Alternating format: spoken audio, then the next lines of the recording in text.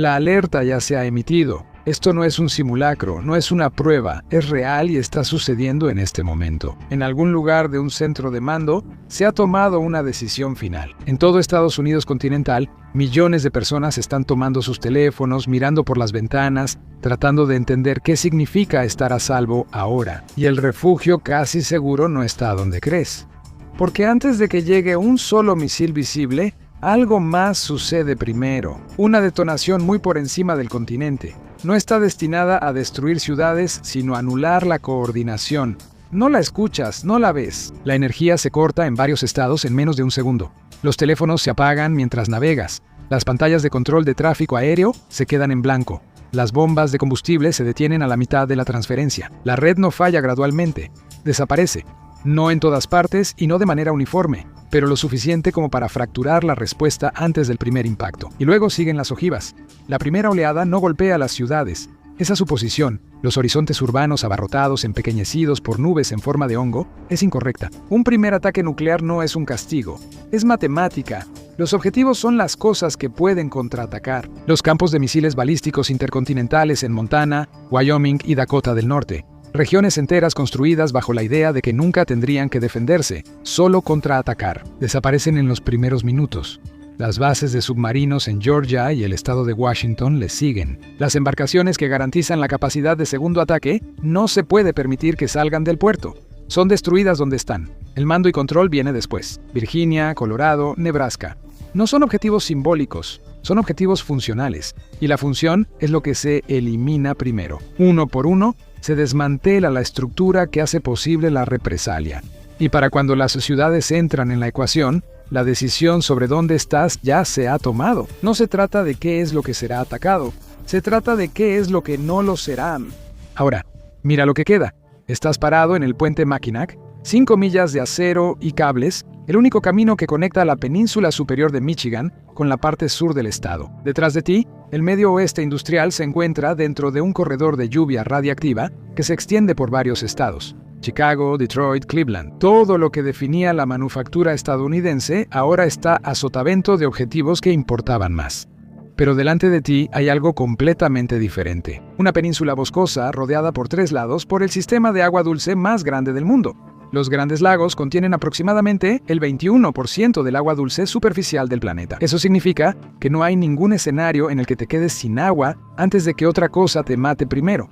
Durante un siglo, la economía moderna ignoró esta región. Demasiado lejos de las principales rutas de envío, sin expansión suburbana, demasiado desconectada de los sistemas que hicieron crecer a todos los demás lugares. Pero hoy, esa falta de desarrollo es la razón por la que sigues respirando. Aquí arriba, no hay objetivos militares principales ni centros de población densos, lo que significa menos sobrevivientes inmediatos, inundando el mismo espacio cuando todo colapsa. También está el frío, y eso en realidad es importante. En las condiciones adecuadas, se convierte en una forma de protección. Los Grandes Lagos almacenan enormes cantidades de calor, y a diferencia del aire, el agua cambia de temperatura lentamente. Eso hace una gran diferencia. En un escenario de invierno nuclear, el hollín atmosférico podría bajar las temperaturas promedio de la superficie global en aproximadamente 14.4 grados Fahrenheit. Las regiones del interior ven cómo las temperaturas bajan rápidamente. Las estaciones se vuelven inestables y las condiciones para la agricultura empeoran. Pero las áreas cercanas a los Grandes Lagos son diferentes. Los lagos liberan el calor almacenado de manera gradual. No evita el frío, pero reduce los extremos. Eso crea un clima más estable en comparación con las zonas del interior. Esto lleva a temporadas de cultivo más consistentes, incluso bajo condiciones severas de hollín. El mismo lago que antes limitaba el desarrollo económico se convierte en una vía de supervivencia. Literalmente. En lugares como la costa del Golfo, las flotas pesqueras comerciales necesitan diésel, GPS satelital y equipos de pesca de altura para operar. Cuando la red eléctrica falla, esos barcos se quedan atracados. En la península superior, la pesca es a escala humana. Las especies que viven en el agua no migran cuando cambian las condiciones. Siempre están ahí, siempre al alcance de una pequeña lancha y una red. Los bosques proveen lo demás. El venado cola blanca, la caza menor y la recolección ofrecen una dieta variada y flexible. Y eso significa supervivencia, no porque los recursos sean limitados, sino porque la demanda aún no los ha alcanzado. El puente es la única entrada y la única salida, lo que significa que lo que te protege ya está siendo calculado por 10 millones de personas del otro lado. Su ventaja solo dura mientras ese desequilibrio se mantenga. Aproximadamente 300.000 personas viven en la región. En una crisis, el puente Mackinac se convierte en un embudo. Si siquiera una fracción de los residentes de la península inferior de Michigan decide ir al norte, el puente se convierte en un punto de estrangulamiento. Si se atasca, la península absorbe una población que no puede alimentar. Si se cierra o se destruye, la península sobrevive, pero cualquiera que siga en el lado equivocado se queda ahí. Y hay una preocupación secundaria que la mayoría de los mapas de supervivencia ignoran por completo. La planta nuclear de Palisades en el suroeste de Michigan y la planta Fermi, dos cerca de Detroit, están ubicadas en las orillas de los Grandes Lagos. Si esos reactores pierden refrigeración durante una falla prolongada de la red eléctrica, la contaminación entra al sistema de lagos. El mismo agua que es tu salvavidas se convierte en tu amenaza. La península superior siempre fue demasiado fría, demasiado remota y demasiado desconectada para atraer inversiones sostenidas. En este momento, ser demasiado frío y demasiado remoto es la diferencia entre la exposición y la supervivencia. Las sirenas han estado en silencio durante horas. Mientras la mayoría de la gente está reaccionando, tú ya pasaste el punto de decisión. Ya estás donde necesitas estar, quizás en una hondonada de Virginia Occidental, y no te estás moviendo. Las crestas sobre ti hacen algo que ningún sistema diseñado por el hombre fue creado para replicar. Atrapan el viento. Las partículas radiactivas que viajan en el viento no pasan limpiamente sobre el terreno montañoso. Chocan contra las laderas, son forzadas hacia arriba, se enfrían y caen del aire. Para cuando llegan al valle del otro lado, gran parte ya se ha depositado. Lo que se asienta ahí es aire que las montañas han limpiado silenciosamente. No hay instalaciones militares concentradas que justifiquen ser objetivos de un primer ataque. No hay grandes centros de población que figuren entre los blancos de la salva inicial. Y los mismos patrones de viento que llevan la contaminación desde el corredor oriental la empujan hacia el noreste, lejos de ti. Pero incluso aquí, esto solo funciona mientras el sistema siga existiendo en algún otro lugar. Así que la pregunta cambia a qué sucede cuando desaparece por completo. En todo el país todo se detiene. Sin agua, sin comida, sin comunicación. En los Apalaches, miles de manantiales naturales llevan agua a la superficie solo por gravedad. No se necesitan bombas, ni plantas de tratamiento, ni electricidad. Agua que ha pasado décadas filtrándose a través de capas de roca antes de llegar a la luz del día. Mientras que las ciudades pierden acceso al agua limpia en menos de 2 días, aquí el agua sigue fluyendo. El conocimiento necesario para sobrevivir está arraigado aquí. En las comunidades apalaches, la vida desconectada de los servicios públicos no se trata como un proyecto o un plan de respaldo. Eso es simplemente la continuidad de la vida diaria. Cerca del Bosque Nacional Monongahela, muchas familias todavía viven gracias a habilidades que realmente nunca desaparecieron. No fueron redescubiertas ni convertidas en pasatiempos, simplemente se transmitieron y se siguieron usando, como la conservación de alimentos, carne curada con sal, verduras en frascos de vidrio que se mantienen en estantes durante años sin refrigeración, ahumar carne de caza sobre fuegos de leña dura. Esto no es un conjunto de habilidades de supervivencia. Es la continuación de una vida normal bajo condiciones diferentes, lo que elimina algo que la mayoría de la gente no toma en cuenta: el tiempo que toma aprender bajo presión. La sal en sí misma es un recurso estratégico que la mayoría de la gente pasa por alto por completo. El Valle de Kanawha se encuentra sobre grandes depósitos de sal. Peck Dickinson Saltworks han estado extrayéndola de la salmuera subterránea durante 200 años. Antes de la refrigeración, la sal era la diferencia entre conservar la proteína o perderla. Esa ecuación no ha cambiado, solo cambió el sistema que la rodea. Pero ese no es el único recurso en esta región. También hay vetas de carbón que atraviesan estas montañas. Son algunos de los depósitos más densos de América del Norte. Ahora no se usará para plantas de energía, sino para calefacción, cocinar y la supervivencia básica cuando todas las demás fuentes de energía desaparezcan. Pero los Apalaches tienen un límite, uno que el conocimiento generacional no puede solucionar. El mismo terreno que filtra la radiación también aísla a las comunidades entre sí. 10 millas en línea recta se convierten en 40 millas por carretera, si es que la carretera es transitable. Sin combustible, sin comunicación, sin coordinación, cada comuna se convierte en su propio sistema, autosuficiente. Y si a tu santuario le falta algo, sal, agua o personas con el conocimiento adecuado, estás atrapado detrás de una cresta sin forma de llegar al que sí lo tiene. Las montañas te protegen y te aíslan. Controlan el movimiento de entrada y salida, quieras o no. Y las montañas no tienen favoritos. Le dan el mismo aire a todos. ¿La diferencia? La familia que nunca se fue ya sabe cuál manantial es seguro y cuál no. Y en los Apalaches ya se vivía al otro lado de eso. Pero si la separación del sistema es una ventaja, llevar esa separación aún más lejos empieza a cambiar las reglas por completo. Hay 100 millas de nada entre tú y el objetivo principal más cercano, No es una distancia metafórica, es distancia real. Ahora estás parado al borde de la zona silvestre Frank Church del río sin retorno en el centro de Idaho. Un terreno montañoso tan accidentado que incluso el ejército de los Estados Unidos tuvo dificultades para cruzarlo. Incluso hoy en día, partes de él siguen siendo prácticamente inalcanzables a pie. Es tan vasto que podrías caminar durante semanas sin cruzar un camino. Ese aislamiento ahora se convierte en una barrera. La lluvia radiactiva se debilita cuanto más lejos está del punto de la explosión. Las partículas se descomponen, se dispersan y pierden densidad. Para cuando llegan a lo profundo del terreno montañoso, lo que era letal cerca de la fuente se vuelve algo a lo que se puede sobrevivir. Y eso es suficiente. Los cañones de las montañas rocosas son empinados y estrechos. Si estás en el fondo de una garganta cerca del río Salmón, vives en un bolsón de tierra aislado del cielo sobre ti. Las partículas pesadas de la precipitación radiactiva se asientan en las cumbres y se quedan ahí. El aire del valle está limpio. El terreno recibe la lluvia radiactiva en tu lugar. Pero no todas las montañas rocosas sobreviven por igual. Colorado tiene varios objetivos principales. NORAD dentro de Cheyenne Mountain, la base de la Fuerza Espacial Peterson afuera de Colorado Springs. Estas coordenadas no son opcionales en un plan de ataque. La diferencia entre la supervivencia y la exposición se mide en millas desde esos puntos. El centro de Idaho está fuera de ese radio. Está a 300 millas de la instalación estratégica más cercana, y eso es lo suficientemente lejos como para importar.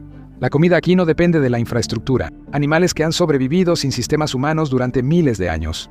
El agua proviene del deshielo en los arroyos de montaña, alimentada por la gravedad y filtrada a medida que baja corriente abajo. Cualquier colapso de infraestructura apenas se notará aquí. No hay sistemas que puedan fallar en primer lugar, pero la distancia es un escudo que solo funciona mientras puedas mantenerlo. La zona salvaje de Frank Church se llama el río sin retorno por una razón. Si te quedas sin comida, si alguien necesita atención médica, no vendrá la caballería al rescate. No hay reabastecimiento ni evacuación en helicóptero. Esas 100 millas de nada que te protegen también impiden que alguien llegue hasta ti. Y si los modelos del invierno nuclear tienen razón sobre la caída de las temperaturas, los inviernos ya brutales de Idaho empeorarán. La capa de nieve que normalmente se derrite en junio podría persistir hasta julio o agosto. Las temporadas de cultivo se reducen a una pequeña ventana. Las poblaciones de vida silvestre no son infinitas. La caza excesiva por parte de sobrevivientes desesperados hará que esas poblaciones disminuyan. La distancia te salva la vida y luego te reta a mantenerla. Cada lugar hasta ahora ha sido una respuesta diferente a la misma pregunta imposible. ¿Dónde logran las personas todavía comer, moverse y mantenerse unidas cuando el resto del mapa ya ha fallado?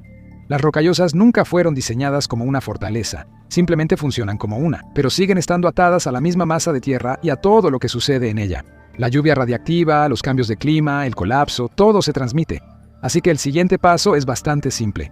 Dejar el continente por completo. Puerto Rico está a 1000 millas de los Estados Unidos continentales. Está lo suficientemente lejos como para que nada apunte hacia acá, sin sirenas, sin simulacros, solo los sonidos habituales de la vida de todos los días. Es el tipo de lugar donde una crisis lejana se siente exactamente así. El océano en sí es la primera capa de defensa.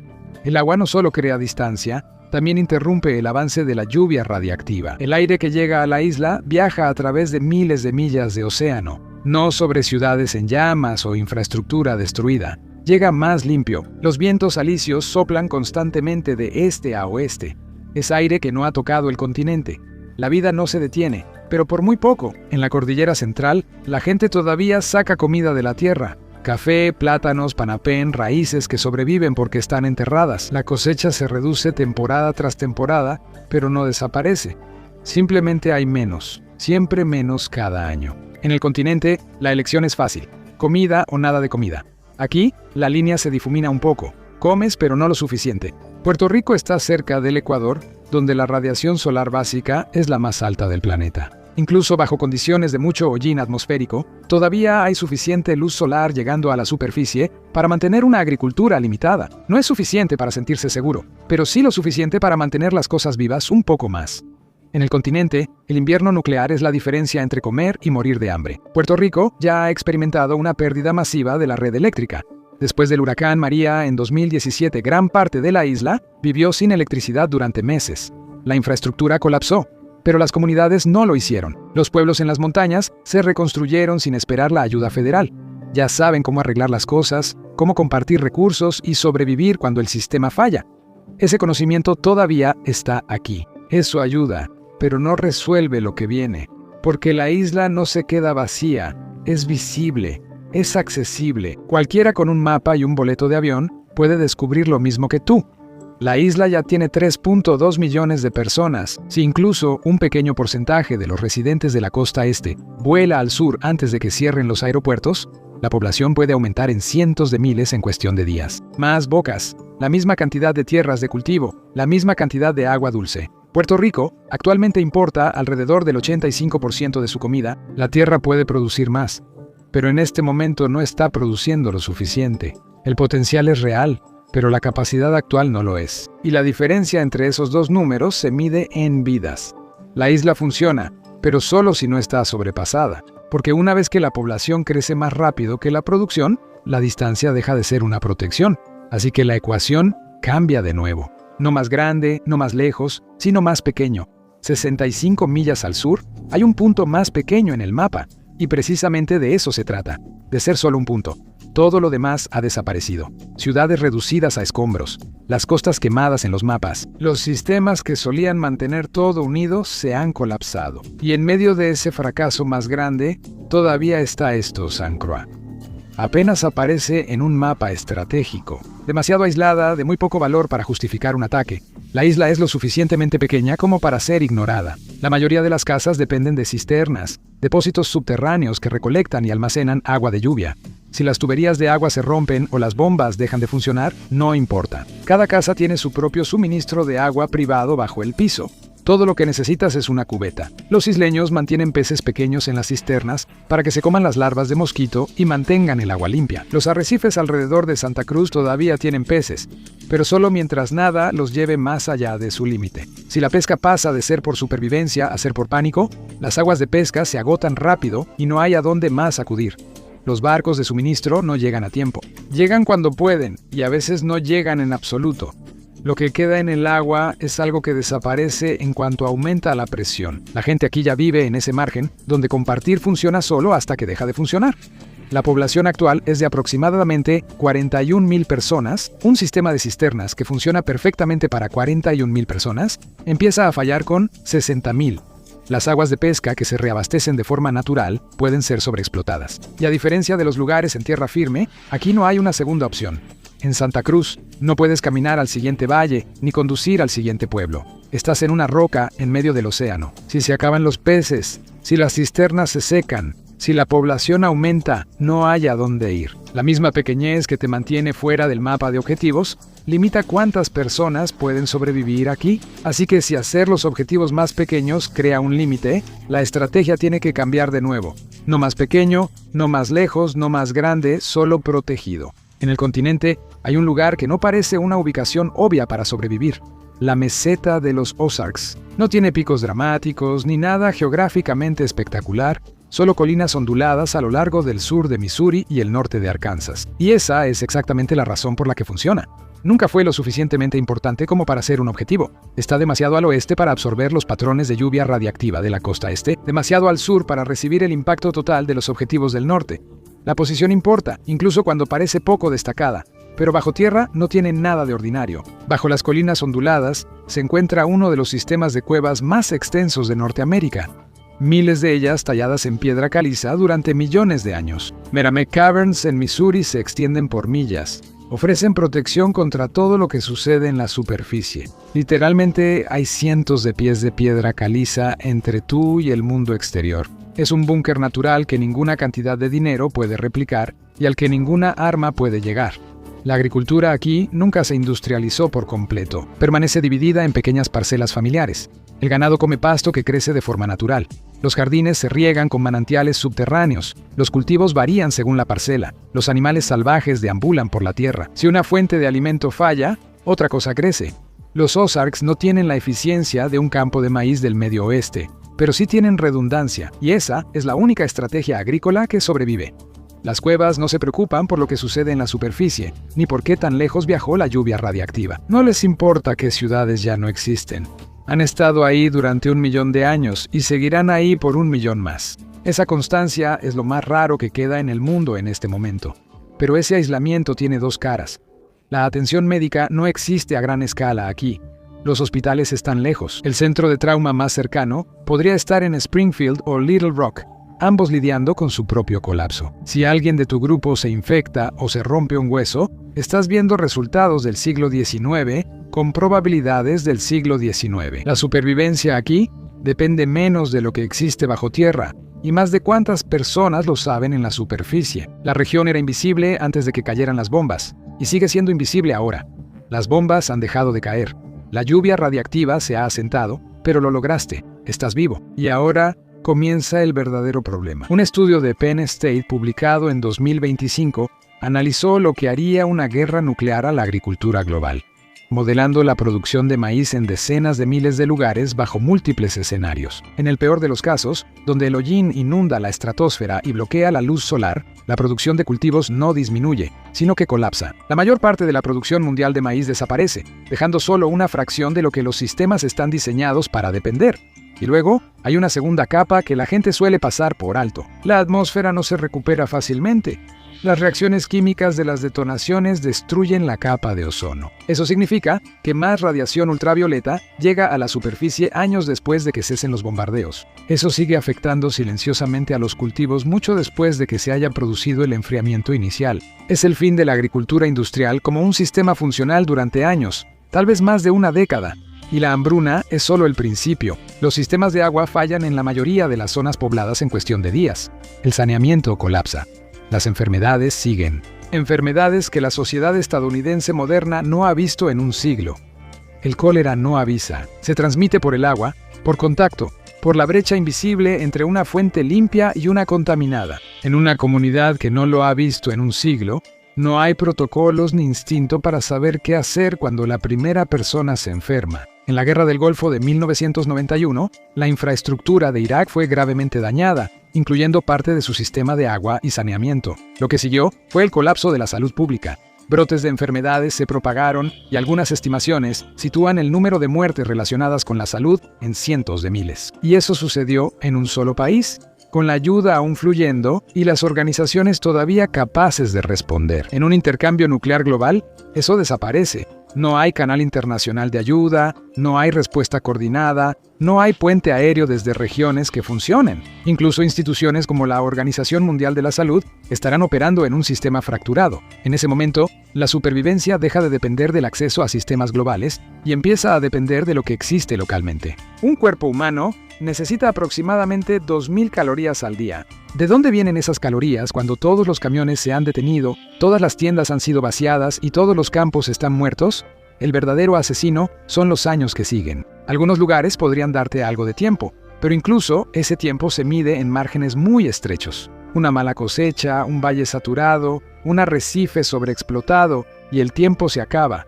Eso no es una coincidencia. En ese punto es selección natural y coincide casi exactamente con el mapa de lugares en los que Estados Unidos decidió que no valía la pena invertir. Las mismas decisiones que mantuvieron alejada la inversión, que mantuvieron la infraestructura limitada, que mantuvieron las poblaciones pequeñas y las economías desconectadas, esas decisiones son la razón por la que alguien logra sobrevivir. El abandono que desde fuera parecía un fracaso resulta haber sido aislamiento. El mapa del abandono económico en Estados Unidos y el mapa de la supervivencia en Estados Unidos después de una guerra nuclear no solo son similares, son idénticos. Los lugares que nadie quería son los únicos que quedan y las personas que ya estaban ahí terminan heredando la ventaja sin siquiera verlo de esa manera. El mapa ha estado contando la misma historia durante décadas.